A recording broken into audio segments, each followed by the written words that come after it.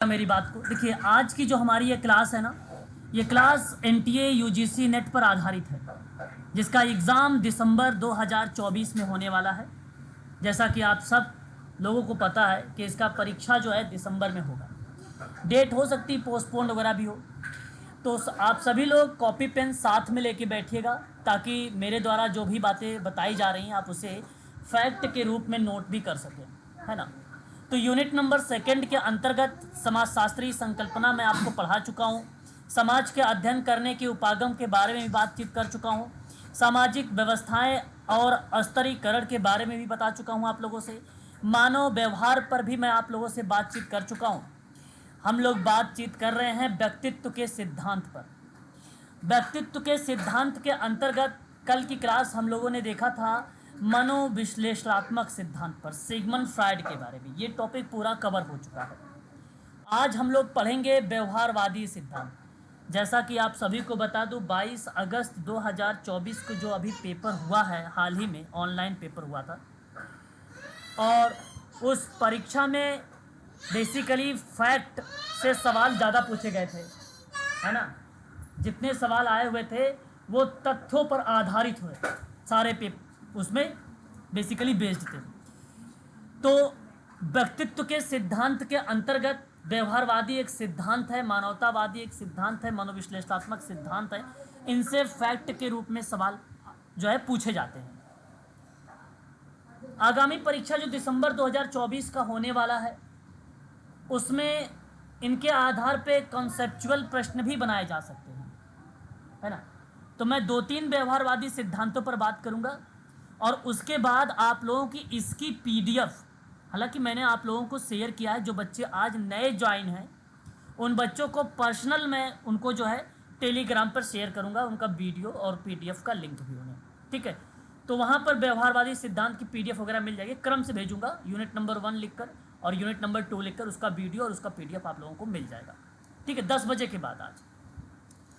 तो चलिए शुरुआत करते हैं। और व्यवहारवादी सिद्धांत के जनक किसे कहा जाता है? कोई भी स्टूडेंट बता सकता है क्या मुझे? जेबी वॉटसन। ओके। व्यवहारवादी सिद्धांत के जनक के रूप में आपने अभी भी बताया है कि जे.बी. वॉटसन का नाम आता है। बिल्कुल आपने सही जवाब दिया। इस बार 22 अगस्त का एक सवाल शायद सम्मिलित करने वाले में पूछा गया था, एक बच्चा मुझसे बता रहा था, है ना। जी सर। जनक के रूप में अगर आपसे प्रश्न बनता भी है, ठीक है, व्यवहारवाद, तो आप सभी लोग यहाँ पर जे.बी. वॉटसन का ही नाम लगाएंगे जनक के रूप में। देखिए, बाद में एक नाम आता है व्यवहार परिवर्तन के जनक, है ना। व्यवहार परिवर्तन के जनक कौन थे सिराज? Thorndike sir. नहीं, डिवाइन स्किनर। हाँ, B.F. स्किनर। स्किनर का नाम आपने किसी बच्चे ने बताया है कि व्यवहार परिमार्जन के रूप में अगर किसी का नाम देखने को मिला तो वो B.F. स्किनर का नाम मिला था, है ना। देखिए, थॉर्नडाइक जो आपने नाम बताया सर, किसी किसी किताबों में व्यवहारवाद के जनक में जे.बी. वॉटसन के साथ साथ एडवर्ड थॉर्नडाइक का नाम वहाँ जुड़ा हुआ है। एडवर्ड थॉर्नडाइक का नाम व्यवहार परिवर्तन या मॉडिफिकेशन या परिमार्जन में नाम इनका नहीं जुड़ा हुआ है, ठीक है। ये बात थोड़ा सा आप लोग ध्यान में रखेंगे, काफ़ी इंपॉर्टेंट तथ्य था यहाँ पर, ठीक है। तो मैं OR करके या शब्द लगा के यहाँ पे थॉर्नडाइक भी लिख देता हूँ, ताकि कन्फ्यूज़न ना हो आप लोगों को कि दोनों का नाम आता है अगर परीक्षा में, तो जे.बी. वॉटसन का प्राथमिकता दीजिएगा, और यदि जे.बी. वॉटसन नहीं आएगा तो व्यवहारवाद के सिद्धांत में ना थॉर्नडाइक का नाम आएगा, तो वहाँ पर ऑप्शन को आप चुनाव कर लीजिएगा। फिलहाल मैं आपको ये बताने का प्रयास यहाँ पर कर रहा हूँ कि व्यवहारवाद का जो सिद्धांत था, यही जे.बी. वॉटसन के संदर्भ में 2-3 बातें आप ध्यान रखिएगा। इन्होंने किस पर खोज किया था पता है आप लोगों को? जे.बी. वॉटसन किस पे खोज किया था? जे.बी. वॉटसन ने खरगोश पर खोज किया था। एक्सपेरिमेंट जो किया था वो खरगोश पर किया था, एक्सपेरिमेंट, ठीक है। उसका पुत्र, उसके पुत्र का नाम है अल्बर्ट। जे.बी. वॉटसन के पुत्र का नाम था अल्बर्ट, और वो 11 माह का था। कितने माह का था? 11 महीने का था। और उसी पे खरगोश बेसिकली एक जीव लेकर उसने जो है डरावनी आवाज निकालने पर एक्सपेरिमेंट किया था, है ना, एक्सपेरिमेंट किया था। तो आप एक कीवर्ड्स के रूप में नोट कर सकते हैं यहाँ पे, जेबी वॉटसन ने जो खरगोश पर किया था वो डरावनी आवाज निकालता था। तो बच्चे के अंदर भय हो रहा है या नहीं हो रहा है, डर पैदा हो रही नहीं हो रहा, ये देखने के लिए जेबी वॉटसन ने एक्सपेरिमेंट किया था अपने बच्चे पर। तो आप यहाँ पे नोट कर सकते हैं डरावनी आवाज, ठीक है। और दूसरा पॉइंट आप याद रखेंगे यहाँ पे खरगोश पर, व्यवहारवाद के जनक के रूप में याद रखेंगे। तीसरा पॉइंट जेबी वॉटसन, उसी का पुत्र अल्बर्ट है, इसी पर एक्सपेरिमेंट किया था। और उसका पुत्र परीक्षा में आया हुआ है कि कितने महीने का था, तो याद रखिएगा 11 माह का था, 11 मंथ्स। आप लोग ध्यान रखिएगा, ये थोड़ी सी पॉइंट्स हैं। हालांकि केवल इतना परीक्षा में आया हुआ है, वो भी 22 अगस्त को आया कि व्यवहारवाद के जनक को लेकर जेबी वॉटसन का, अदरवाइज जेबी वॉटसन से बहुत कम आता है परीक्षा में। अब बात करता हूँ व्यवहारवाद के सिद्धांत में आपको पढ़ेंगे कौन कौन से थ्योरीज, मैं आपको एक बार नोट करता हूँ। पहली थ्योरी आप लोग पढ़ेंगे सीसीटी। सीसीटी को हम लोग क्या बोल सकते हैं, क्लासिकल कंडीशनिंग थ्योरी। हिंदी में इसे हम लोग क्या बोलेंगे, शास्त्रीय अनुबंधन का सिद्धांत। बताइए जरा, सबसे प्राचीन सिद्धांत व्यवहारवाद का कौन सा है? कौन बच्चा मुझे बताएगा, कोई भी स्टूडेंट बताएगा। प्राचीन शास्त्रीय अनुबंधन का सिद्धांत सबसे प्राचीन आ रही है जी, जी बताएं सिराज। यही सर, क्लासिकल ऑफ कंडीशनिंग बिल्कुल, सिद्धांत सर। क्लासिकल कंडीशनिंग थ्योरी है जो 1904 में आई थी। प्रथम व्यवहारवाद का ये सिद्धांत था और ये सिद्धांत दिया गया था इवान पावलोव। हाँ, आईपी पावलोव, इवान पैट्रिक, है ना, इवान पेट्रोविच पावलोव इनका पूरा नाम। रशिया यानी रूस के निवासी ये विद्वान है, अभी बात करूंगा इस पे डीप में। तो ये चीज थोड़ा सा ध्यान रखिए, ये पहला हम लोग अभी पढ़ेंगे। दूसरा हम देखेंगे ट्रायल एंड एरर की theory. Trial and error, trial and error की थ्योरी कह लीजिए, या आप इसे त्रुटि त्रुटि एवं प्रयास का सिद्धांत कह लीजिए, या प्रयास एवं त्रुटि का सिद्धांत कह लीजिए, ठीक है। ये थ्योरी एडवर्ड थॉर्नडाइक के द्वारा दिया गया था, एडवर्ड थॉर्नडाइक के द्वारा दिया गया था। इस विद्वान ने जो थ्योरी अपने लागू किया था, ये बुद्धि आधारित नहीं था। आप ये सोचो कि बुद्धि अगर होए तो उसी पर कार्य होगा, ऐसा नहीं था, है ना। इसमें बुद्धि हो या ना हो इससे कोई फर्क नहीं पड़ता है इसके थ्योरी पर। इसका केवल इतना कहना था कि आप जितना प्रैक्टिस करोगे ना, वो उतने सुधार होगा, उतना ही सुधार होगा। तो इसका मतलब है कि बुद्धि पर ये प्रयोग में नहीं आया है, ठीक है। और इसने बिल्ली और बंदर पर किया था एक्सपेरिमेंट। इसने जो है बिल्ली और बंदर पर किया। अच्छा, इवान पैट्रिक पावलोव ने किस पर प्रयोग किया था? कुत्ते पर। हाँ, किस पे प्रयोग किया था? कुत्ते पर प्रयोग किया। बहुत बढ़िया। और एक तीसरी थ्योरी आप लोग पढ़ेंगे और वो थ्योरी होगी ओसीटी, ऑपरेंट कंडीशनिंग थ्योरी। मैं अभी सारी चीज़ें डीप में बताऊंगा। जो नए बच्चे हैं बिल्कुल घबराए ना, केवल ध्यानपूर्वक सुने इसको। ओसीटी का मतलब होता है ऑपरेंट कंडीशनिंग थ्योरी, और इसे हम लोग बोलते हैं सक्रिय अनुबंधन का सिद्धांत, अनुबंधन का सिद्धांत बोलते हैं। और ये थ्योरी किसके द्वारा दी गई है? BF Skinner. स्किनर के द्वारा दी गई है। बहुत इंपॉर्टेंट है ये तीन थ्योरी, और तीनों थ्योरी से परीक्षा में सवाल बनाए गए हैं। NTA UGC net social work, social work अगर आपने एमएसडब्ल्यू पढ़ा भी होगा तो आपके एमएसडब्ल्यू की किताबों में भी ये व्यवहारवाद के सिद्धांत भी मिले होंगे। जी सर। ये आप लोगों के लिए इम्पोर्टेंट है, इस चीज़ को जरूर ध्यान में रखेंगे, है ना। तो चलिए एक एक करके शुरुआत करते हैं। बहुत ध्यानपूर्वक आप लोग देखिएगा। इसकी पीडीएफ मैं आप लोगों को क्लास समाप्त होने के बाद शेयर करूंगा, ठीक है। आप आसानी से वहाँ से देख भी सकेंगे। सबसे पहला मैं लिखता हूँ आप सभी लोगों के सामने जो है सीसीटी। हम बता यहाँ पर बात करेंगे क्लासिकल कंडीशनिंग थ्योरी। इसे हिंदी में हम लोग कहेंगे कंडीशनिंग थ्योरी। यहाँ पे स्पेलिंग थोड़ी सी मिस्टेक है, ठीक है। कंडीशनिंग थ्योरी, इसे हम लोग हिंदी में बोलेंगे शास्त्रीय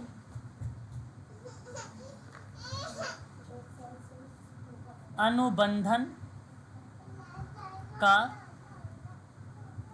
सिद्धांत बोलेंगे इसे हिंदी में, ठीक है।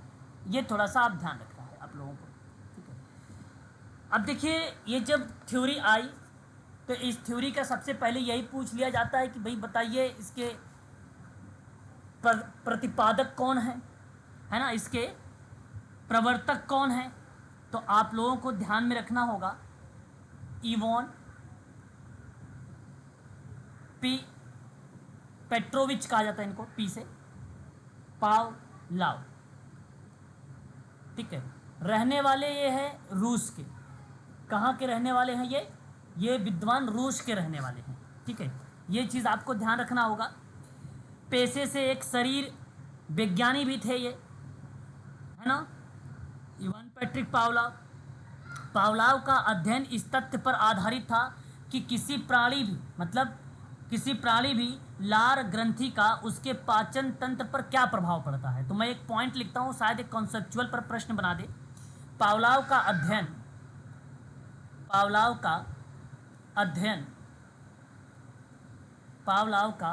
अध्ययन इस तथ्य पर आधारित था और किसी प्राणी भी लार ग्रंथि का उसके पाचन तंत्र पर क्या प्रभाव पड़ता है, इस प्रक्रिया में इनकी थ्योरी को देखा गया था। और यही थ्योरी सन 1904 में प्रतिपादित हुई। सन 1904 में, कभी कभी वर्ष पूछ लेता है कौन से वर्ष में ये थ्योरी आई थी, 1904 में। और 1904 में ही नोबेल पुरस्कार से इन्हें सम्मानित भी किया गया है। ये भी आप चाहें तो एक पॉइंट और याद में रख सकते हैं, पुरस्कार के रूप में इनको सम्मानित किया गया है नोबेल, ठीक है। प्रयोग का ध्यान में रखते हुए पावलोव ने कुत्ते को कुछ दिनों तक भूखा रखा था, एक रस्सी से या उस एक रस्सी के सहारे उसे बांध दिया था इवान पैट्रिक पावलोव ने, ठीक है। और उसी के सहारे पावलोव ने फिर अपने प्रयोग के जो सिद्धांत थे उस पर एक्सपेरिमेंट स्टार्ट कर दिया था। जैसे अगर मैं आपसे बात करता हूँ इनकी थ्योरीज़ में, तो इनकी थ्योरीज़ के कई नाम दिए गए। कभी कभी परीक्षा में ज़रूरी नहीं है कि आपको शास्त्रीय अनुबंधन का ही सिद्धांत लिखा हुआ मिले, आपको लिखा हुआ मिल सकता है प्राचीन अनुबंधन लिखा हुआ मिल सकता है। आपको परीक्षा में लिखा हुआ मिल सकता है अनुकूलित एडेप्टेशन बोलते हैं, प्रत्यावर्तन का मतलब होता है एक प्रकार से किसी न किसी चीज़ों से रिलेट हो रहा हो, यानी संबंध बना रहा हो। जैसे घंटी की एक आवाज़ होगी, एक भोजन होगा, अभी किस तरीके से कन्वर्ट होगा मैं बताऊंगा आपको। तो एक थ्योरी इसका भी नाम है अनुकूलित प्रत्यावर्तन का सिद्धांत। और क्लासिकल या क्लासिकी भी आप बोल सकते हैं, क्लासिकी अनुबंधन का सिद्धांत, ये भी सिद्धांत इवान पैट्रिक पावलोव का है। इसी सिद्धांत को नाम पेपर में आ सकता है हस्तांतरण का सिद्धांत, तो भी आप इवान पैट्रिक पावलोव का नाम लगाएंगे। इसी पॉइंट को लेकर प्रत्यावर्तन ही केवल लिख देगा, केवल प्रत्यावर्तन शब्द लिख देगा, और इस प्रत्यावर्तन का सिद्धांत अगर लिख देता है तब भी आप कहेंगे इवान पैट्रिक पावलोव की ये थ्योरी है, ठीक है। शास्त्रीय अनुबंधन का सिद्धांत मैं बता ही चुका हूँ। शास्त्रीय प्रत्यावर्तन का सिद्धांत हो सकता है, संबंध प्रतिक्रिया भी हो सकती है, संबंध प्रतिक्रिया का सिद्धांत भी पेपर में आ सकता है। ध्यान रखेंगे संबंध आएगा, ठीक है, ध्यान रखेंगे आप लोग संबंध वाला। तो इतने नाम अगर पेपर में आएंगे तो केवल एक ही नाम आपको याद होना चाहिए, और वो भी आईपी पावलोव, रशिया के रहने वाले विद्वान। सन 1904 में इसने एक्सपेरिमेंट किया था, वो भी कुत्ते पर, ठीक है। ये बात ध्यान रखना है। आगे बढ़िए। तो उन्होंने एक कमरा लिया, एक कमरे में, ठीक है। यहाँ पे मैं आपको बता रहा हूँ, इस बात को भी बड़े ध्यानपूर्वक देखिएगा। जैसे ही मान लीजिए ये एक रूम बना दिया गया, ठीक है, और उसके बाद अगर मैं आपसे बात करता हूँ तो यहाँ पर आप लोग देखिएगा भाई, ये कुछ इस तरीके से जो है, ये देखिए डॉग बन गया है ना, ध्यान दिया। अब इसी कुत्ते को इसने क्या कर दिया था, बांध दिया था, ठीक है, इसको जो है रस्सी से बांध दिया था, ठीक है। और यहाँ एक प्लेट रखा हुआ था, बेसिकली आप ये कह लीजिए कि एक प्रकार से सिस्टम बनाया गया था प्लेट रखने का, ठीक है। और इसके मुंह के पास बेसिकली एक लार मापने की यंत्र लगाए गए थे, यहाँ पर एक यंत्र लगाया गया था, और यहाँ एक बीकर रखा हुआ था, एक बीकर रखा हुआ था लार मापने के लिए, ठीक है, यहाँ पर बीकर रखा हुआ था, ठीक है। ये यहाँ पे रोटी रखी हुई थी, ये मान लीजिए भोजन है, यहाँ पर भोजन मान लीजिए, ये भोजन रखा हुआ था, ठीक है। ये जो भोजन था बेसिकली, ये भोजन स्वाभाविक उद्दीपक था। क्या था ये, समझिएगा, केवल स्वाभाविक उद्दीपक था। अच्छा, उद्दीपक का मतलब स्टिमुलस, उद्दीपक का मतलब होता है स्टिमुलस था, प्रेरक। हाँ, आप ऐसा भी कह सकते हो, प्रेरक। लेकिन अगर मैं आपसे एक बात करता हूँ, यहाँ पे मेरी बात को बड़ा ध्यान से सुनिएगा। जैसे मान लीजिए कुत्ता क्या था, भूखा था। भूखा का मतलब ये हुआ कि कुत्ता बेसिकली प्रेरक था, यानी मोटिव था, है ना। अब किसी भी व्यक्ति को अगर भूख लगेगा तो वो भोजन के लिए अनुक्रिया करेगा, है ना, प्रेरित होगा कि भाई उसे भोजन मिल जाए, ताकि उसकी जो उद्वेलन है, जो उसका भूख है, वो मिट जाए, वो समाप्त हो जाए। तो यानी ये इसके प्रति अगर मैं बात करूँ तो ये मोटिव था, यानी नीड थी इसको, यानी आवश्यकता था इसका भोजन को, ठीक है। तो इवान पैट्रिक पावलोव महोदय ने क्या किया, ठीक है, मेरी बातों को बड़े ध्यानपूर्वक समझिएगा। जब इन्होंने एक्सपेरिमेंट किया तो इन्होंने एक बार भोजन दिया, ठीक है, हालांकि एक ड्यूरेशन था, एक समय थी, उसके आधार पे इस तरीके की क्रियाएं जो है बेसिकली चलती थी इनमें, ठीक है, क्रियाएं जो है चलती थी।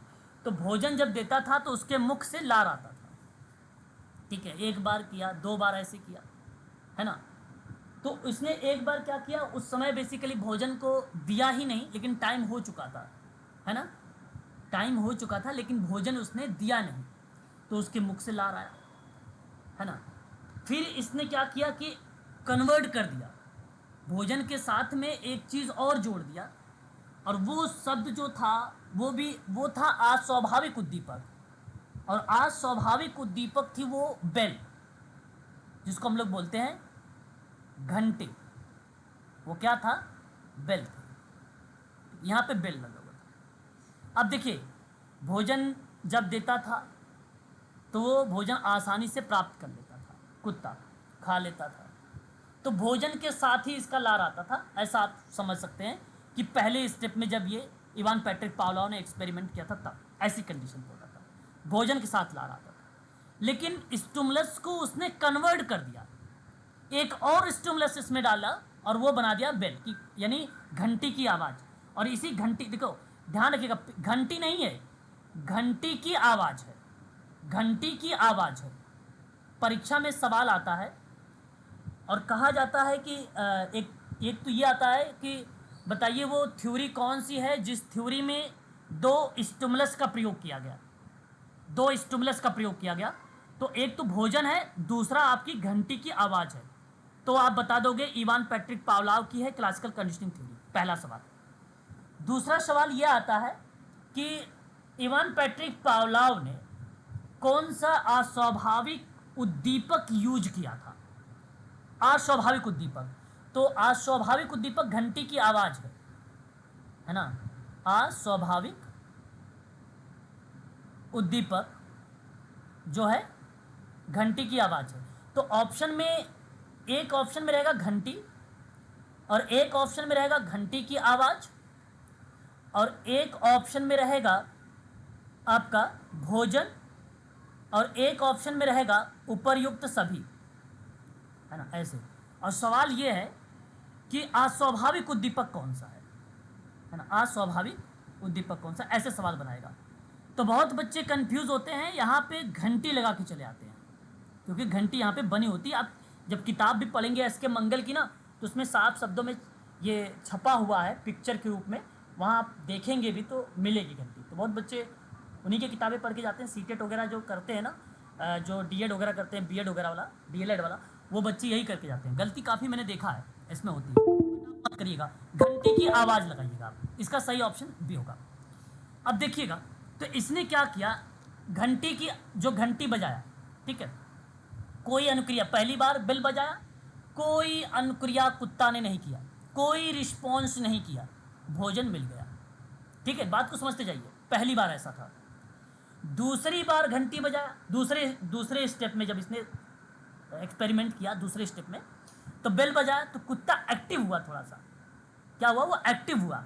यानी पिछली बार घंटी बजी थी तो भोजन मिला था, तो दूसरी वाले में एक्टिव हुआ, सोचा कि घंटी बजी है यानी भोजन मिलेगा, इसका मतलब है एक्टिव हुआ। ठीक है, लेकिन सलाइवा नहीं आया, लार नहीं आया, एक्टिव केवल हुआ था। ठीक है, तब भोजन मिला, भोजन प्राप्त कर लिया। लेकिन तीसरी बार में घंटी की आवाज बजी, ठीक है, घंटी की आवाज बनी और लार आया। ठीक है, बात को समझिएगा, उसको जो सलाइवा आया और भोजन मिला। अब देखो, इसको हैबिट बन गई, इसकी आदत बन गई कि घंटी बजेगी भोजन मिलेगा। और चौथी बार में क्या हुआ कि घंटी पावलाओं ने बजा दिया, लेकिन भोजन ही नहीं दिया उसे, और उसके मुख से लार आ गया। क्या ये इतनी बात समझ में आपको आई कि नहीं, पहले बताओ, इतनी बात? हाँ सर, क्लियर। तो इसका मतलब ये यहाँ पर ये हुआ कि ये जो थ्योरी थी, ये थ्योरी जो थी, ये आदत पर थी। ये थ्योरी जो थी आदत के निर्माण पे थी। अब किसी की आदत अगर आपको छुड़वानी है तो ये बड़ी ही पॉजिटिव है। सोशल वर्क में जैसे टेक्निकल वाले हैं, जैसे ड्रिंक करते हैं, धूम्रपान करते हैं, ऐसे केसेस बहुत आप लोगों को मिलते हैं, है ना। बहुत सारे एडिक्शन से ग्रसित होते हैं। तो ऐसे थ्योरी पर आप लोगों को, ऐसे लोगों पर आप लोगों को ये जो क्लासिकल कंडीशनिंग की थ्योरी है ये लागू होती है। ठीक है, तो मेरे कहने का आशय क्या होता है, अब इस चीज़ को थोड़ा ध्यान से समझिएगा। जो आपके टर्म पूछे जाएंगे आपकी परीक्षाओं में, वो किस तरीके से बनते हैं, है ना, ये चीज़ें ध्यान रखिएगा। देखिएगा, इस थ्योरी के अंतर्गत अगर मैं बात करता हूं, तो जैसे एक नाम पेपर में आता है, कहता है कि S type theory, S type theory, यानी इसका मतलब हुआ, एस का मतलब हुआ स्टिमुलस, एस का मतलब हुआ स्टिमुलस, और मैं हिंदी में अगर बात करूंगा तो इसका मतलब होगा उद्दीपक। उद्दीपक अनुकूलन का सिद्धांत, अनुकूलन का सिद्धांत, या उद्दीपक टाइप का सिद्धांत भी ऐसा आप बोल सकते हैं। जो घंटे की आवाज थी ना, वो उद्दीपक अनुकूलन का सिद्धांत था। ये अनुकूलित कर लिया, एडॉप्ट कर लिया घंटी की आवाज। भाई पहले भोजन मिल रहा था, है ना, दूसरा स्टिमुलस डाल दिया, अब घंटी की आवाज को उसने एक्वायर कर लिया, डॉग ने, कुत्ते ने। तो इस वजह से इसको बोला गया कि ये उद्दीपक अनुकूलन का सिद्धांत है, पहली बात। दूसरी बात समझिएगा, शास्त्रीय अनुकूलन का सिद्धांत, नाम से बड़ा ही फेमस रहा, ये प्राचीन है। इसका मतलब यही है कि भैया बहुत पुराना है, सबसे पुराना, सबसे पुराना। मैं आपको बता दूं, एक बार सुपर टेट का पेपर हुआ था यूपी में, 69,000 की वैकेंसी आई हुई थी, और उसमें पूछा था सबसे प्राचीन सिद्धांत कौन सा होता है, तो उस उत्तर प्रदेश आयोग ने ना स्किनर का नाम लगा दिया था। ठीक है, बीएफ स्किनर का नाम लगा दिया था। लेकिन आप लोग मत ऐसी गलती करिएगा, क्योंकि यहाँ पे आपको साक्ष्य भी मिल जाएंगे, सबसे पुराना यही है। बीएफ स्किनर वाला ओसीटी को मत मानिएगा आप लोग, ठीक है ना, ये याद रखिएगा आप सभी लोग। उसके बाद इस थ्योरी के अंतर्गत अगर किसी सीएस, देखिएगा मैं आपको थोड़ी सी शब्द बता दूं, एक सीएस होता है कंडीशनिंग, इसे सी से बोलेंगे कंडीशनिंग स्टिमुलस।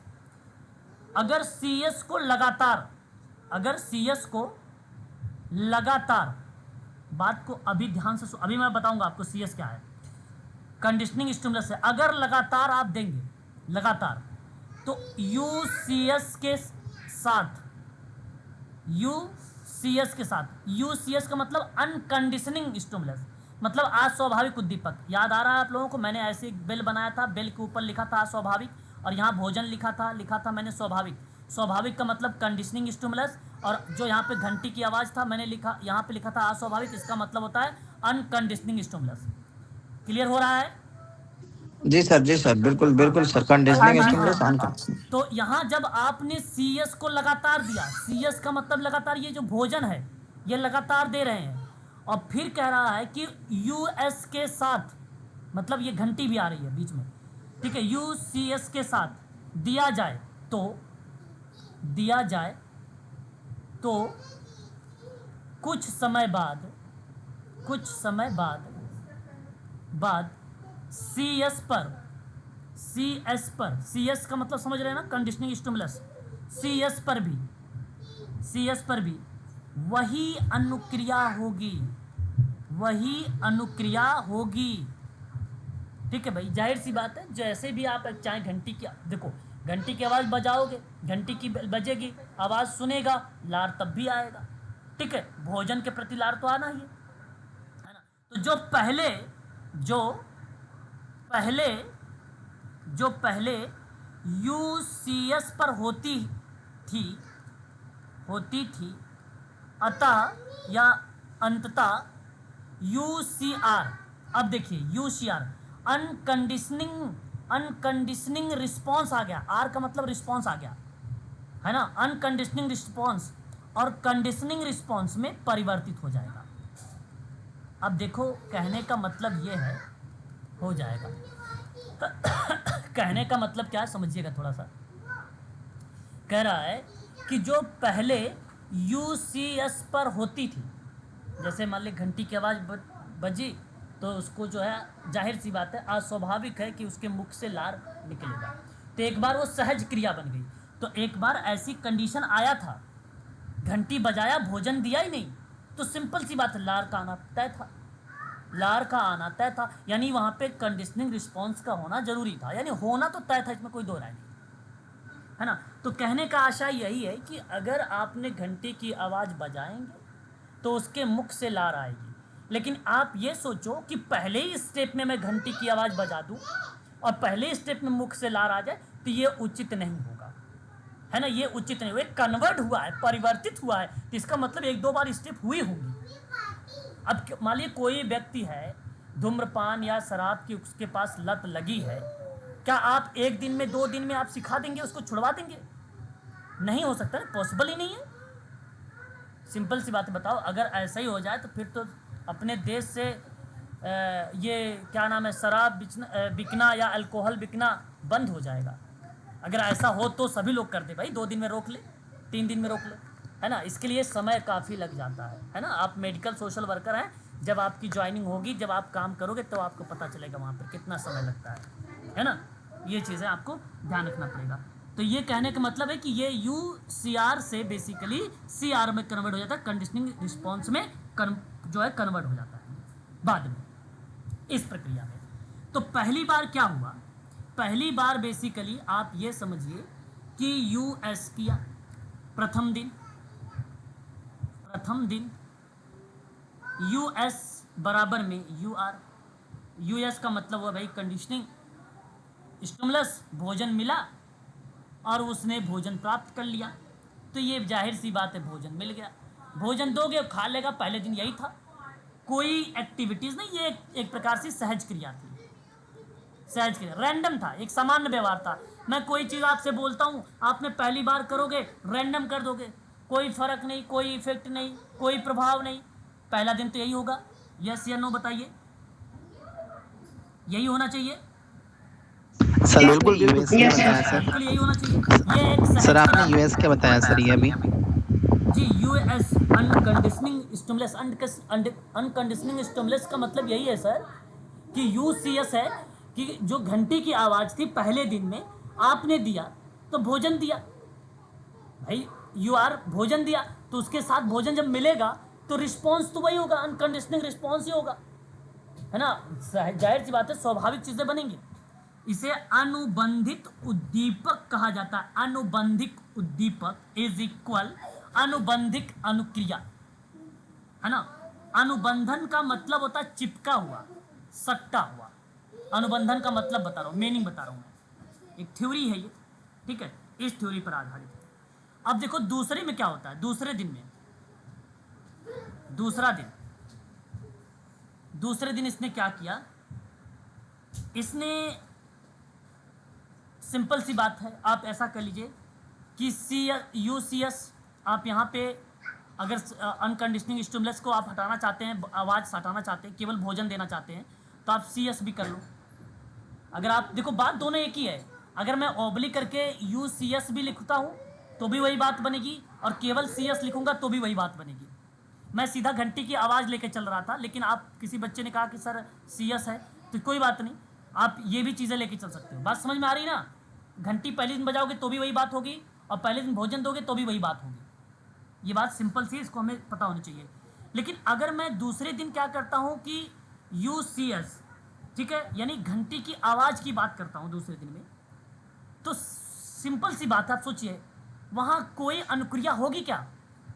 मैं पहले दिन अगर आपको घंटी बजाता हूँ, कोई हिंट देने का प्रयास कर रहा हूँ, आगे आने वाले टाइम में होगा, आपको पता चलेगा, लेकिन पहले दिन में तो आपको कुछ पता नहीं चलेगा ना, कोई रिस्पॉन्स नहीं होगा, तो कुछ भी नहीं होगा वहाँ पे, कुछ भी नहीं होगा, ब्लैंक होगा। दूसरे दिन में एकदम ब्लैंक होगा, कुछ भी क्रियाएं नहीं होंगी, है ना।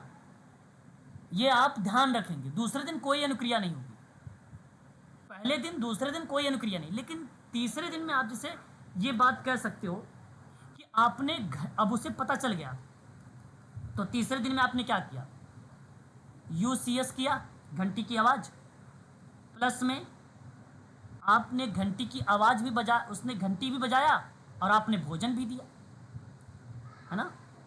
आपने क्या दिया, भोजन भी दिया। तो आप सोचो, जब आपने यहाँ पर घंटी की आवाज़ भी आई, भोजन भी आया, तो सिंपल सी बात है, वही चीज़ें बनेंगी, UR बनेगा, अनकंडीशनिंग रिस्पॉन्स बनेगा, अनकंडीशनिंग रिस्पॉन्स बनेगा, ठीक है। ये चीज़ें इसके साथ जुड़ी हुई, और उसके बाद आपने क्या किया, चौथे दिन CS आपने क्या किया, भोजन, यानी भोजन, UCS, ठीक है, UCS दिया नहीं, अभी तो घंटी की आवाज़ चल रही ना, भोजन। सर ये थर्ड में सर UR क्यों आ गया लास्ट में? ये UR सर अनकंडीशनिंग रिस्पॉन्स है। ये जो UCR है सर, ये भोजन के साथ लार है, भोजन से लार है, मतलब भोजन आपने भोजन भी दे दिया है, घंटी की आवाज़, अब वो भोजन कर रहा है ना, तो उसके साथ ही लार आ रहा है, तो इसका मतलब है कि UR है, क्लियर क्लियर, है ना, ये UR है, ठीक है, इसका मतलब ये है। अब सिंपल सी बात है, जैसे आप घंटी की आवाज़ बजाओगे, स्टिमुलस भी दे दोगे, तो जाहिर सी बात है लार आ जाएगा, तो लार आ गया, UR बन गया, है ना, ये बनता है। अच्छा, अगर मैं आपसे यहाँ पर एक बात और ध्यान दीजिएगा, आप जहाँ जहाँ जिस चीज़ों को समझने का प्रयास करिएगा, जैसे मैं एक सिंपल सा परीक्षा के आधार पर सवाल बना रहा हूँ कि सवाल बनेगा कैसे। सवाल आपसे कुछ इस तरीके से बनेंगे, ठीक है। शास्त्रीय अनुबंधन का सिद्धांत में, शास्त्रीय अनुबंधन के सिद्धांत में, ठीक है, UCS प्लस CS डैश कर देगा। ऑप्शन में पहला option UCS, option B UCR, option C CR, option D CS। अब बताएंगे क्या कि शास्त्रीय अनुबंधन के सिद्धांत में, अगर आपने ये पेपर में देखो ऐसे ही लिखा रहेगा, ये बात ध्यान रखिएगा, UCS और CS लिखा होगा, ऐसे ही लिखा रहेगा, तो क्या आप मुझे बता सकते हैं ये आगे क्या आने वाला है? Sir UCR। और भी कोई बच्चा बताए प्लीज, और भी कोई स्टूडेंट। मनीषा क्या होना चाहिए, मनीषा? Sir CR। CR होना चाहिए। ओके, गणेश पाटिल। ओके, श्रेया बताओगी? Sir UCR। UCR। Okay, sir UCR. बिल्कुल। अगर आपने जवाब दिया है UCR का तो बहुत बढ़िया जवाब दिया है, यही ऑप्शन आपका करेक्ट हो जाएगा। अब मैं आपको थोड़ा सा समझा देता हूँ, यहाँ पे ये नोट कर लीजिएगा जो परीक्षा के आधार पे बनेगा। UCS के बाद बनेगा UCR, और UCS प्लस में CS के बाद बनेगा UCR, और CS के साथ बनेगा CR। अब यहाँ मैं हिंदी में भी नोट कर देता हूँ नीचे, ताकि आप इसका फुल फॉर्म भी समझ लीजिए। जो UCS लिखा है, जहाँ जहाँ मैंने लिखा है, इसका मतलब है कि वो भोजन है। और भोजन के साथ जाहिर सी बात, अगर आपने भोजन दिया है तो उसके साथ अगर UCR आ रहा है, तो जहाँ UCR है इसका मतलब है कि भोजन तो है, भोजन के साथ में वहाँ पे लार है, उसके साथ भोजन से लार मिला हुआ है। ये बात ध्यान रखिएगा इस प्रक्रिया में, ठीक है। और जहाँ CS है, ये है घंटी, घंटी की आवाज़। यहाँ पर इस तरीके समझिएगा, घंटी की आवाज़, घंटी की आवाज़। और जहाँ पे CR लिखा हुआ है, इसका मतलब समझिएगा, लार तो है लेकिन भोजन के बगैर है, भोजन के बगैर है। लार है लेकिन भोजन के बगैर है। यदि आपने यही पॉइंट समझ लेंगे तो आपको आसानी से ये सवाल अगर आएगा तो आप बना लेंगे। यही पॉइंट आप नोट कर लीजिए, या स्क्रीनशॉट लेना तो स्क्रीनशॉट लीजिए। ये PDF में सेव करके आप लोगों को शेयर भी करूँगा। अब एक बात सुनिए, यहाँ पे देखिए मैंने बता दिया है कि UCS भोजन है। यहाँ पे देखिए भोजन मिला, फिर उसके बाद देखिए CS है। CS मैंने कहाँ पे लिखा है? CS क्या है? CS घंटी की आवाज़। घंटे की आवाज। और फिर बताइए, जब दोनों चीज़ें मिलेंगी तो UCR बनेगा। इसका मतलब है कि भोजन के साथ लार आएगा। और यदि आपने केवल घंटी की आवाज़ ही बजाया है ना, घंटी की आवाज़ बजाया, आवाज़ बजा दिया, घंटी बज गई, भोजन नहीं दिया, तो लार तो आएगा ना। उसे आदत बन गई है ना कि जी सर। तो लार तो आना है, स्वाभाविक है। तो इसका मतलब है कि लार तो आएगा लेकिन भोजन के बगैर आएगा, भोजन के बगैर आएगा, तो उसे हम बोलेंगे CR, ठीक है। चलो, यहाँ ये थ्योरी होती है कंप्लीट। अगर किसी को कुछ पूछना है इसमें पूछ लीजिए, इसमें कुछ पूछना है आपको पूछ लीजिए। अभी क्लियर है सर। बस यही इतनी चीज़ें आपको ध्यान रखना है, बस इतनी चीज़ें आपको ध्यान रखना है ना। अब देखो बेसिकली क्या है तो बड़ा डीप इसके, लेकिन हमें डीप में जाने की कोई ज़रूरत है नहीं। अगर वैसे लिया जाए तो 1 घंटा 1.5 घंटे क्लास तो केवल इसी की हो जाती है ना। कान खड़े करना सहज क्रिया हो जाती है, भाई उसका कान खड़ा हो जाता है। ऐसे भी किताबों में, SK मंगल किताब किसी के पास है, उसमें देखो लिखा है सारी चीज़ें, कान खड़े हो जाना सहज क्रिया मानी जाती है। इस तरीके की चीज़ें देखने को मिल जाती है उसमें, ठीक है। फिलहाल आगे बढ़ेंगे और दूसरी थ्योरी पर बात करेंगे, ट्रायल एंड एरर की थ्योरी। ट्रायल एंड एरर की थ्योरी की बात करते हैं अगर हम लोग, तो थॉर्नडाइक का नाम आता है। ये बात आप सभी लोगों को ध्यान रखना होगा। थॉर्नडाइक एक ऐसा विद्वान है समाज कार्य में भी और मनोविज्ञान में भी, जो इनसे सवाल परीक्षा में एकाध तो पूछे ही लिए जाते हैं हमेशा। इनकी थ्योरी के कई नाम रखे गए। जैसे अगर मैं आपसे बात करूं, एक नाम इनकी थ्योरी का था उद्दीपक अनुक्रिया था, उद्दीपक अनुक्रिया था। लेकिन अभी पावलाव को आपने पढ़ा है, उसका उद्दीपक अनुकूलन था, उसका अनुक्रिया नहीं था। ध्यान रखिएगा, यही कंफ्यूज कर देता है। तो उद्दीपन अनुक्रिया का जो सिद्धांत आता है वो थॉर्नडाइक का नाम आता है। अब गलत मत करिएगा। SR, इसे SR थ्योरी भी कहते हैं। S का मतलब हो गया स्टिमुलस, R का मतलब हो गया रिस्पॉन्स, मतलब बात वही है। तीसरा नाम आता है एक प्रयत्न एवं त्रुटि, एवं त्रुटि का सिद्धांत। यानी आप सोचिए, जितना प्रयत्न करोगे, ठीक है, जितना प्रयत्न होगी या जितना त्रुटि होगा, बेसिकली आने वाले टाइम में आपका जो एरर्स हैं वो कम होंगे। ये कहने का एक आशय थॉर्नडाइक ने बताया था, ठीक है, एडवर्ड ली थॉर्नडाइक। कुछ किताबों में ये थ्योरी बताई जाती है 1898 का वर्ष, तो सबसे प्राचीन यही हो जाएगा। कुछ किताबों में लिखा हुआ मिलेगा आपको, लेकिन बेसिकली ये थ्योरी जो आई है, अगर एस.के. मंगल की बात करेंगे तो 1913 में, ठीक है। कुछ जगह पर ये मिला है, लेकिन ये करेक्ट नहीं है, ये करेक्ट नहीं है, क्योंकि अगर आप मिल जाए, अगर आप लोग कहीं मान लीजिए किताब पढ़ोगे और मिल गया, कहोगे कि सर ने बताया था कब और यहाँ पर मिल गया कब, तो ये बेसिकली एरर है, ये आप ध्यान रखेंगे। 1913 वाला आपका करेक्ट जवाब होगा। अब देखिए इनकी थ्योरी को बेसिकली एक तो ये भी बोला गया कि बॉन्ड थ्योरी है ना, बॉन्ड थ्योरी का नाम भी दिया गया इनकी थ्योरी को। इसका मतलब होता है, बॉन्ड का मतलब होता है बंध थ्योरी, बंध सिद्धांत, है ना। संयोजनवाद का सिद्धांत भी बोला गया इसी थ्योरी को, संयोजनवाद का सिद्धांत भी बोला गया इसी थ्योरी को।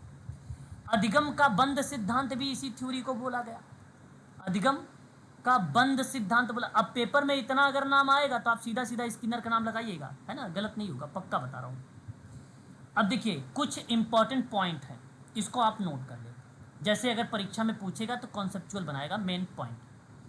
गलती करना शिक्षण अधिगम का पार्ट है, गलती करना शिक्षण अधिगम का पार्ट है, अधिगम का एक भाग है।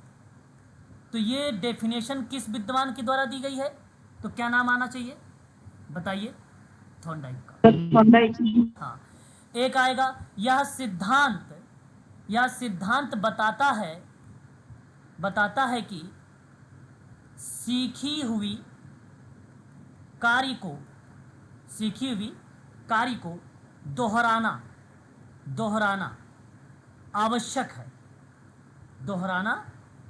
आवश्यक है एवं प्रेरित पर बल देता है,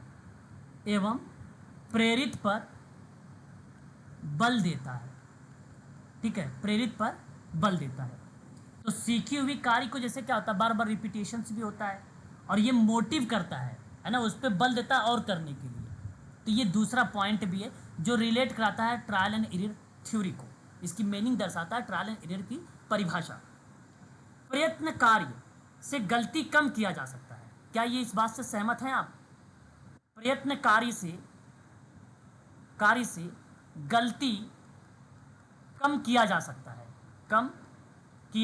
है, क्या ये बात सत्य है? बोलिए।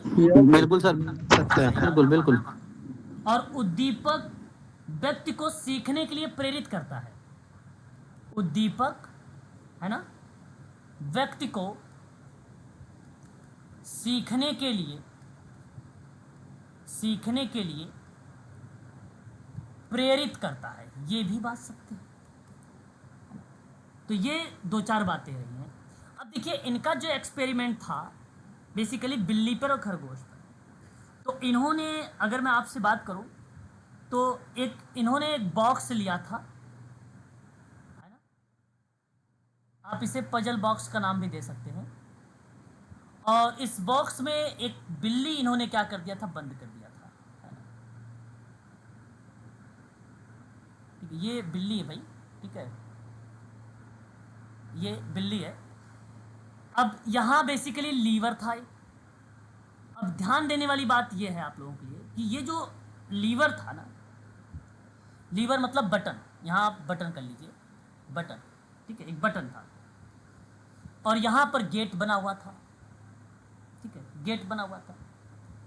थॉर्नडाइक ने अपना प्रयोग पशुओं पर किया, आप ऐसा कह सकते हैं कि इन्होंने पशुओं पर प्रयोग किया, बिल्ली और बंदर पर, ठीक है। अब वही प्रक्रिया है, ये बिल्ली क्या है, मोटिव है, मोटिव मीन्स प्रेरित, भूख, है ना। अगर किसी व्यक्ति को भूख लगेगा तो प्रतिक्रिया करेगा, जाहिर सी बात है, भोजन ढूंढने का प्रयास करेगा। तो उसी तरीके से ये बिल्ली भी भोजन ढूंढने का प्रयास कर रही थी, परंतु इस बॉक्स में कुछ इस तरीके का सिस्टम सेट था कि यहाँ लीवर था और लीवर दबते ही यहाँ पर जो गेट है, गेट ओपन होता था और बाहर कुछ फिश के पीसेस रखे हुए थे, यानी मछली के आप कह लीजिए पीस, और ये जो मछली का पीस रखा हुआ है इस बिल्ली के लिए क्या था, ये उद्दीपक था। ये बिल्ली के लिए क्या था, ये उद्दीपक था, यानी नीड था। अब बिल्ली का एम यही था, एम मतलब गोल यानी उद्देश्य, यही कि भाई मछली के पीसेस को प्राप्त करना। अब बिल्ली इस पजल में बेसिकली विभिन्न प्रकार की प्रतिक्रिया करती थी, कभी इधर से जाना इधर से जाना, इस तरीके से जाके लीवर को दबा देती थी, तो लीवर दब जाता था, गेट ओपन होता था और फिर मछली के टुकड़े रखे हुए थे वो प्राप्त कर लेती थी। फिर गेट बंद, फिर भूख लगती थी उसे, फिर मोटिव होती थी, फिर वही प्रक्रिया करना स्टार्ट कर देती थी। इस तरीके से कुछ एक समय ऐसा भी आया कि बिल्ली जो है बेसिकली डायरेक्ट उसको पता चल गया कि ये जो लीवर है यहीं पर है, तो इस पजल में इधर उधर घूमती नहीं थी, डायरेक्ट जाती थी, लीवर दबाती थी, गेट ओपन होता था, भोजन प्राप्त कर लेती थी। ऐसा काम बिल्ली ने किया। एक समय ऐसा आया था, आप लोग को भी अगर इस तरीके से चीज़ें कर दिया जाए, कहीं पर एक पजल या कहीं बंद कर दिया जाए, तो आप पहले उसके गेट को जब ओपन करोगे तो इधर उधर जाओगे, तब एक बार गेट आपको मिल जाएगा, तो आपको एक हैबिट बन जाएगी। आपको बेसिकली हैबिट ना करके मैं कहूँ कि एक चीज़ें अनुभव आपको मिल जाएगा कि यार कहीं मुझे अगर इस तरीके से जाऊँ तो शायद वो जल्दी मिल जाए। शायद आप लोग ऐसा करते भी है ना। तो वही क्रियाएं बेसिकली यहाँ पर भी संचालित होती है, ठीक उसी प्रकार से। तो ये डायरेक्ट जाती है, तो डायरेक्ट से ओपन कर लेती है, तो इसे जब भोजन मिल जाता है तो यहाँ ये बिल्ली संतुष्टिकरण कर लेती है, संतुष्टिकरण कर लेती है, यानी एक प्रकार से आप ये समझ लीजिए कि पुनर्बलित हो जाती है, और पुनर्बलित होते ही अगेन वो प्रतिक्रिया करना स्टार्ट कर देती है ये बिल्ली। तो इसी पर आधारित था केवल। इसमें मैं 2-3 बातें ये बताने का प्रयास कर रहा हूँ आप लोगों को, केवल समझिएगा कि यदि परीक्षा में सवाल बनते हैं तो वो किस तरीके से इससे सवाल बनेंगे, थोड़ा सा ध्यान से सुनिएगा। थॉर्नडाइक ने अपने इस थ्योरी में, ट्रायल एंड एरर की थ्योरी में, उद्दीपक होने पर बल देता है, उद्दीपक होने पर बल देता है।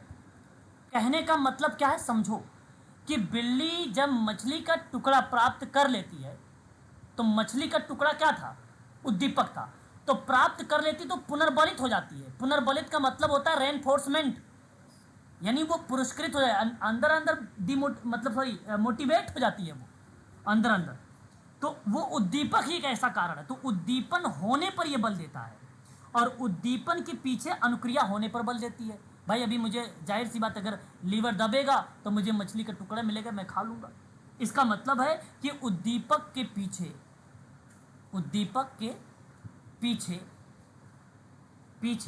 अनुक्रिया के होने पर बल देता है, ये पॉइंट बनेगा इसके अंतर्गत। दूसरी पॉइंट, यह सिद्धांत तत्परता और अभ्यास पर बल देता है। अभी बताऊंगा इसके बारे में थोड़ा सा। तत्परता एवं अभ्यास पर बल देता है, जरा समझिएगा कैसे। कहने का मतलब यह है कि जितना अभ्यास, अगर मान लीजिए कोई चीज़, अगर आप तत्पर होंगे तभी मैं आपको पढ़ा पाऊंगा। यदि आप तत्पर ही नहीं होंगे तो मैं आपको पढ़ा ही नहीं पाऊंगा। तत्पर का मतलब होता है आपको एक्टिव रहेंगे। तो जब बिल्ली तत्पर होती थी तभी वो क्रिया करती थी, और कहने का मतलब है कि ये प्रैक्टिस पर बल देता है। जितनी बार आप करोगे तो एक समय ऐसा आएगा कि आप उसे प्रत्यक्ष रूप से प्राप्त कर लोगे। बिल्ली जैसे प्रत्यक्ष रूप से चली गई, डायरेक्ट लीवर दबाई, गेट ओपन हुआ और मछली के जो टुकड़े थे वो प्राप्त कर लिए। तो बार बार तत्पर रखने के लिए अभिप्रेरित होने की आवश्यकता होती है, मोटिवेट होने की आवश्यकता होती है। तो जैसे जाहिर सी बात है उद्दीपक मिलेगा तो वो तत्पर हो जाएगी, फिर आगे अगेन अभ्यास करेगी वो, है ना। और ये सिद्धांत जो है पुनर्बलन पर बल देता है। किस पर बल देता है? पुनर्बलन पर। पुनर्बलन का मतलब होता है रेनफोर्समेंट, पुनर्बलन पर बल देता है। पुनर्बलन के द्वारा ही अनुक्रिया में वृद्धि होती है। इसी के द्वारा ही क्या होता है, अनुक्रिया का मतलब होता है रिस्पॉन्स में, अनुक्रिया में क्या होती है, वृद्धि होती है। अभी आपको मान लीजिए पुरस्कार मिलेगा तो जाहिर सी बात है, आप सिंपल सी बात है, आप अपनी अनुक्रिया में तीव्र गति दिखाएंगे, है ना, और तेज़ी लाएंगे ताकि मैं और फास्ट करूं और अच्छा पा सकूं, प्राप्त और बढ़िया जो है पुरस्कार प्राप्त, इस तरह की चीज़ें आप और यह सिद्धांत प्रयत्न एवं त्रुटि पर बल देता है। अगले पॉइंट, ये मैं पॉइंट लिख रहा हूं, इनमें से कोई भी शब्द आपके परीक्षा में मिल सकते हैं, ठीक है। यह प्रयत्न एवं त्रुटि पर बल देता है, प्रयत्न एवं त्रुटि पर बल देता है, ठीक है। प्रयत्न एवं त्रुटि पर, यानी प्रयत्न एवं त्रुटि के द्वारा होने वाली जो गलतियां होती हैं वो कम होती हैं, इसका मतलब ये था, ठीक है। थॉर्नडाइक ने कहा कि बार बार किए जाने वाले प्रयत्न से गलतियां क्रमशः घटने लगती है। बार बार किए जाने पर प्रयत्न से गलतियां कम हो जाती हैं, गलतियां कम हो जाती हैं, ठीक है। ये बात दर्शाया गया। तो यह सिद्धांत थॉर्नडाइक ने सीखने के मुख्य नियम को परिभाषित करता है। जानते हैं, मुख्य नियम को 3 भागों में इन्होंने डिवाइड किया है, 3 भागों में बताया है। बता सकते हैं? जी sir, law of readiness, law of exercise और लॉ ऑफ इफेक्ट। ओके, चलिए, बहुत बढ़िया सिराज। अगर आपने यहाँ पर अपनी बातों को प्रस्तुत किया है तो थॉर्नडाइक ने सीखने के नियम दिए, तो सीखने के नियम 2 टाइप के होते हैं। एक टाइप होता है मुख्य नियम, और मुख्य नियम को हम लोग प्राथमिक का नियम भी बोलते हैं। और दूसरा जो था वो था गौड़ नियम। गौड़ को द्वितीय नियम भी कहा जाता है, द्वितीय नियम भी बोला जाता है। ये 2 टाइप के इन्होंने सीखने के नियम बताए। जो मुख्य नियम है, जो उद्दीपक का नियम है, जैसे आपने कहा कि लॉ ऑफ रेडीनेस, यानी पहला पॉइंट बनता है इसमें तत्परता का नियम। पेपर में सवाल बनता है, ये कहता है आप लोगों से कि बताइए इनमें से कौन सा थॉर्नडाइक का मुख्य नियम नहीं है, तो 2-3 दे देगा इसका और 1 इसका अलग दे देगा। कुछ इस तरीके की चीज़ों वहाँ पर फॉलो करेगा। तो एक तत्परता का नियम होता है, और दूसरा जो है अभ्यास का नियम होता है, और तीसरा जो है प्रभाव का नियम होता है। अभी बताऊंगा इसके बारे में। और जो गौड़ नियम होते हैं वो 5 प्रकार के होते हैं। ये तो 3 प्रकार का होता है, और ये जो गौड़ नियम होता है 5 प्रकार का होता है। पहला जो होता है ये अभिवृत्ति का नियम होता है। अभिवृत्ति का मतलब होता है एटीट्यूड होता है, ठीक है, मनोवृत्ति भी बोला जाता है इसको, ठीक है। और जो दूसरा होता है उसे सादृश्यीकरण का नियम बोला जाता है, सादृश्यीकरण का नियम बोला जाता है, ठीक है। और जो तीसरा है साहचर्य का नियम बोला जाता है। साहचर्य मतलब जो है एसोसिएट बोला जाता है इसको, जो है साहचर्य को एसोसिएट, साहचर्य का नियम।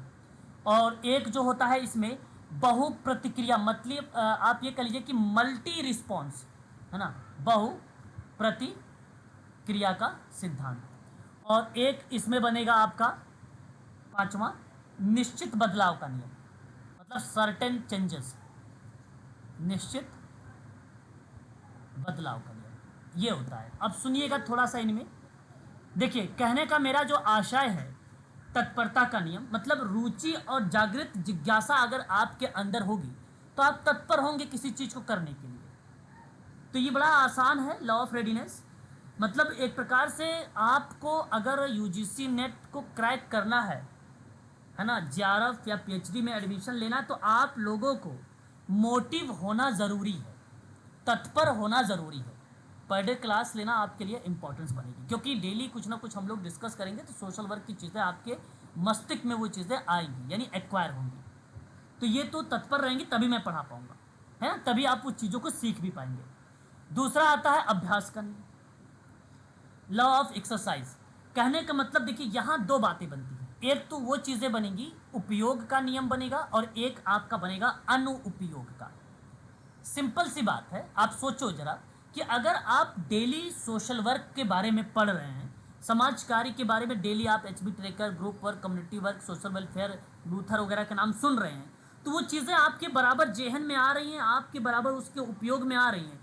तो सिंपल बात है कि सफलतापूर्वक आप शीघ्र सीख जाओगे। और जो शीघ्र सीख जा रहे हो आप, वो रीज़न ये है कि आप उसका बार बार उपयोग कर रहे हो। कि आप डेली उसकी क्लास ले रहे हो। इसका मतलब है कि यहाँ पर आपका उपयोग की चीज़ें जो आप उपयोग में आएंगी वो चीज़ें अभ्यास के लिए काफ़ी ज़्यादा सकारात्मक साबित होंगी। लेकिन जो चीज़ें अनुपयोग की हैं आप वही क्लास ना लीजिए। 10 दिन बचे, 15 दिन बचे, 1 महीना बचे तो आप क्लास लीजिए, तो वो अनुपयोग की होती। जो आप सीखे भी है ना वो भी आप भूल जाएंगे, वो भी आप भूल जाएंगे। कहने का मतलब सीखे गए कार्य का अगर आप प्रयोग ना करें तो वो विस्मृति हो जाती है। विस्मृति का मतलब होता है भूल जाना, है ना, तो वो कंडीशन दर्शाता है। एक होता है प्रभाव का नियम। प्रभाव के नियम में दो चीज़ें बनेंगी, एक आपके लिए यहाँ पे दर्शाया जाएगा संतोष, और दूसरा एक शब्द दर्शाया जाएगा असंतोष। संतोष, समझिएगा मेरी बात को।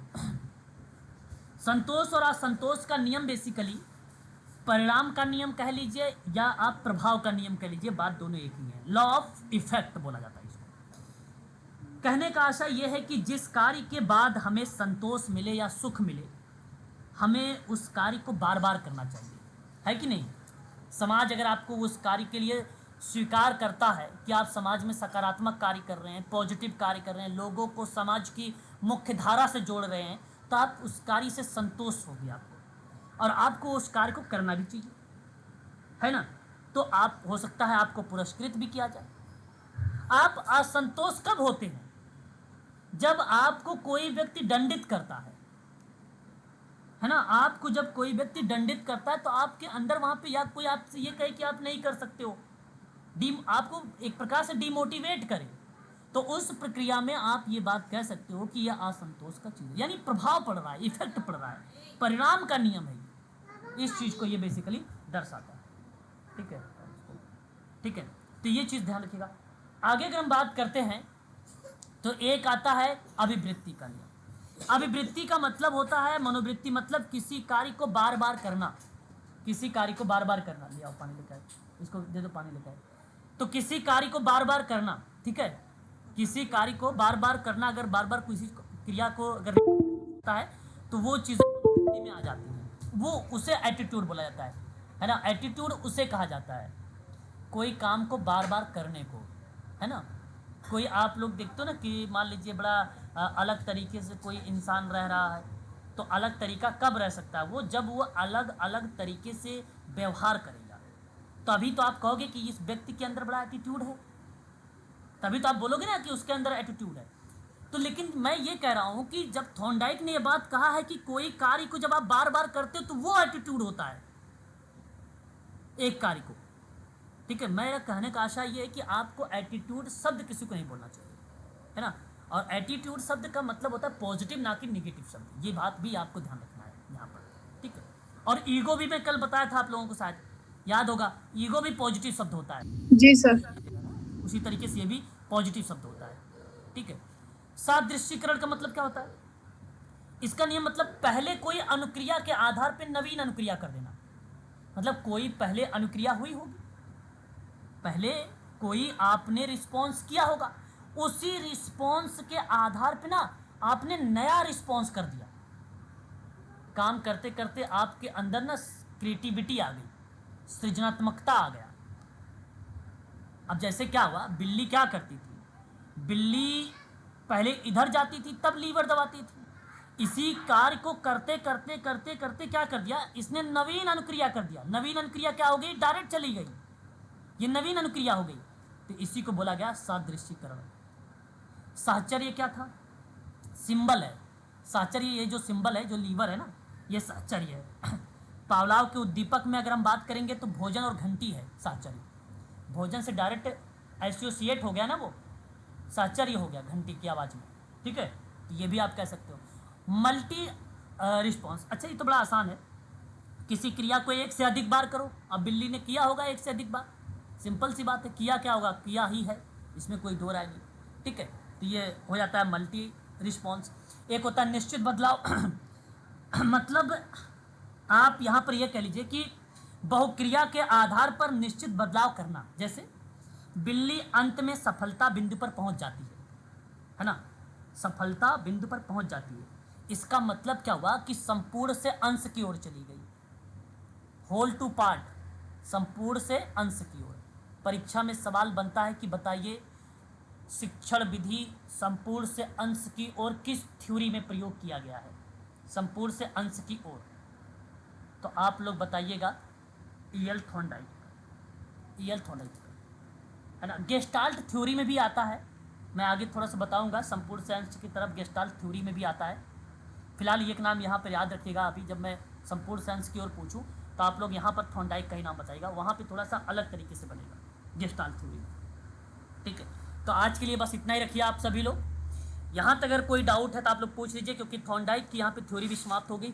मैं इसकी पीडीएफ आप लोगों को शेयर भी पहले कर चुका हूँ, जिन बच्चों को नहीं मिला है वो थ्योरीज आज मिल जाएंगी, उन लोगों को पर्सनल भेज दूंगा मैं, ठीक है। कोई डाउट है किसी के पास तो पूछ लीजिए प्लीज़। सर उद्दीपक अनुक्रिया का आपने थॉर्नडाइक में बताया पावलोव, तो इसमें कैसे हम उसको आइडेंटिफाई करेंगे ये किसका है? पावलोव में देखो उद्दीपक बेसिकली भोजन के रूप में है, ठीक है, और घंटी की आवाज़ के रूप में है उद्दीपक। और इनकी जो थ्योरीज है मैम, आपके अभी मैंने बात किया